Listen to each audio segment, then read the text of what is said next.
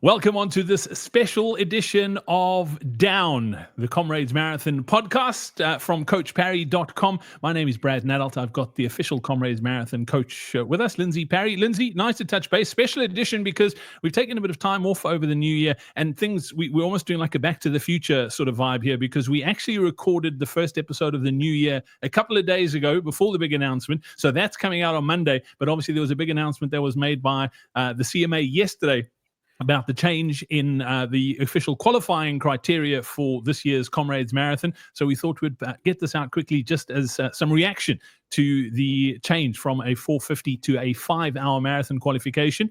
The good news is I qualified for Comrades yesterday because of the change. I'm keen to get your thoughts on the change and what does it actually mean in the greater scheme of things come race day.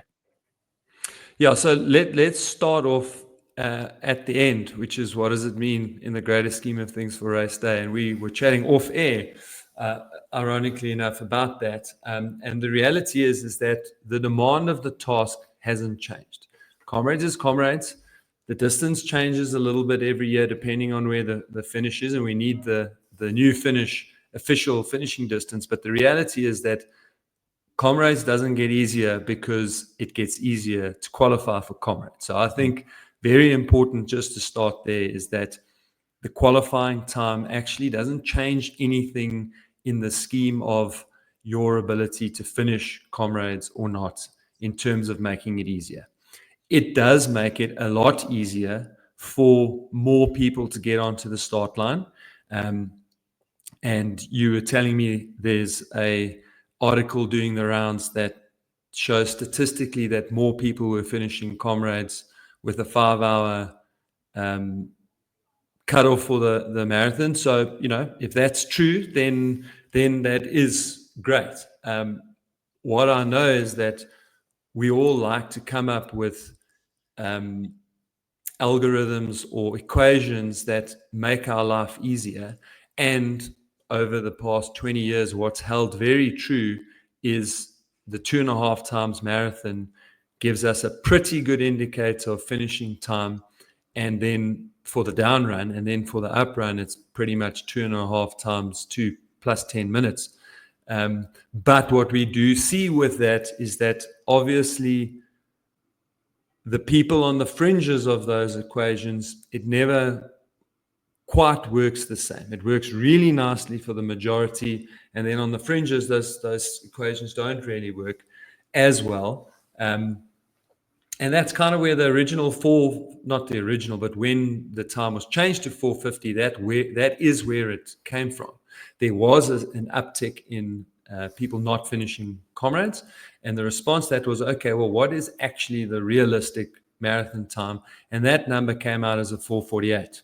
And the race director at the time didn't like working in funny numbers, so he just rounded it to 4:50. And that's where that number came from. So it really was originally intended to make sure that the people who started finished Comrades.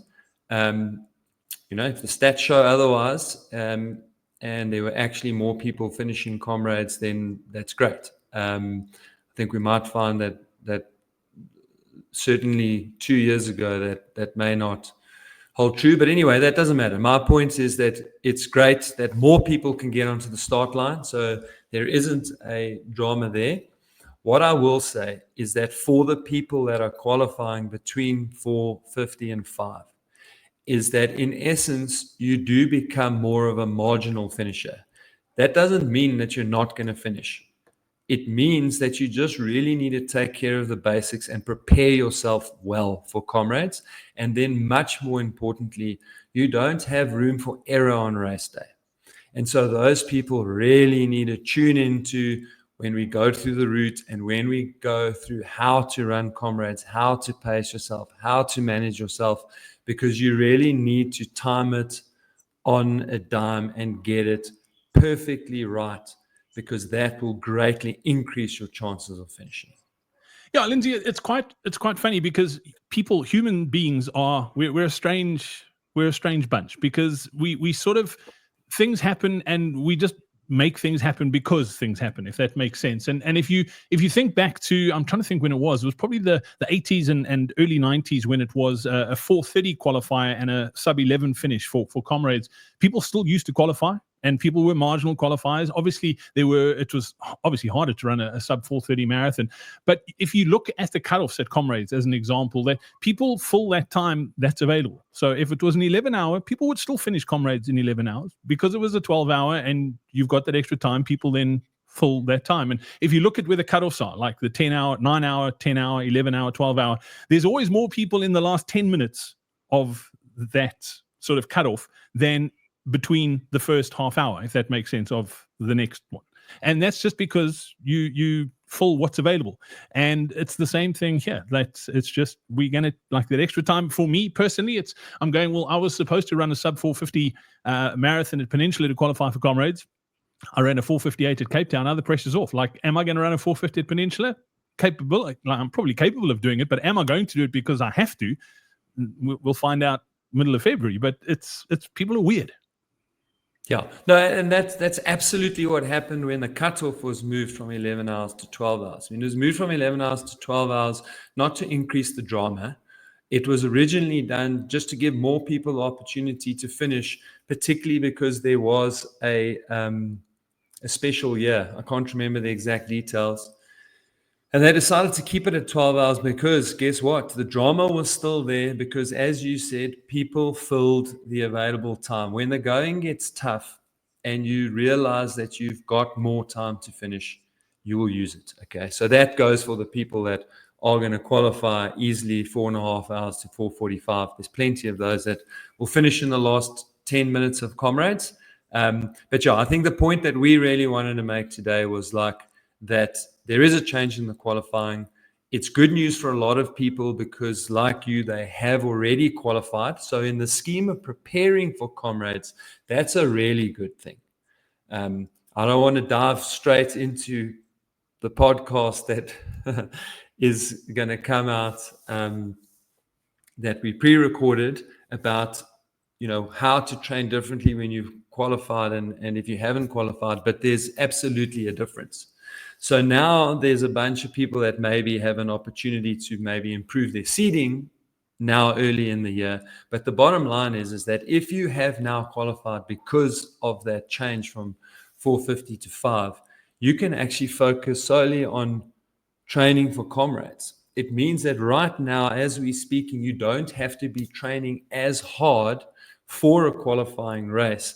And it means that when we get to Comrades training in March and April, you can actually get there a lot fresher, at a lower risk of having overuse injuries, lower risk of carrying injuries through that training period, and a lower risk of starting Comrades injured. Because despite everything we've just spoken about, Brad, still the biggest risk to not finishing Comrades is starting Comrades with an injury. Okay, that is your single biggest risk. The rest is minor. Some people maybe didn't qualify.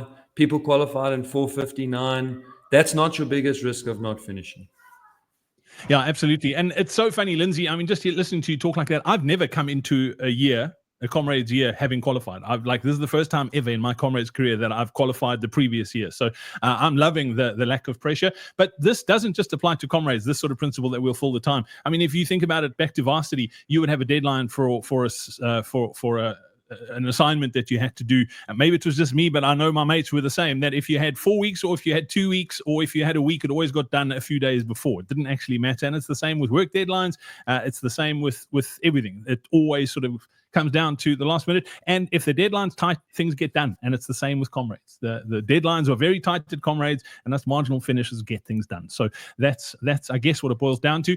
We're going to be talking about whether you have qualified or haven't qualified in next week's podcast. So make sure you hit the like and subscribe button if you are watching on YouTube so that you do get notified of that podcast episode that's coming out on Monday. If you're listening on the audio feed, make sure you subscribe as well so that you don't miss any of our upcoming podcasts that are going to build every week right through to Comrades Race Day to make sure that you get the medal that you are chasing. Lindsey, thank you so much for dropping everything and jumping on this so that we could get this out while it was still timely. And we look forward to catching up with everyone over the weeks and months to come. Cheers.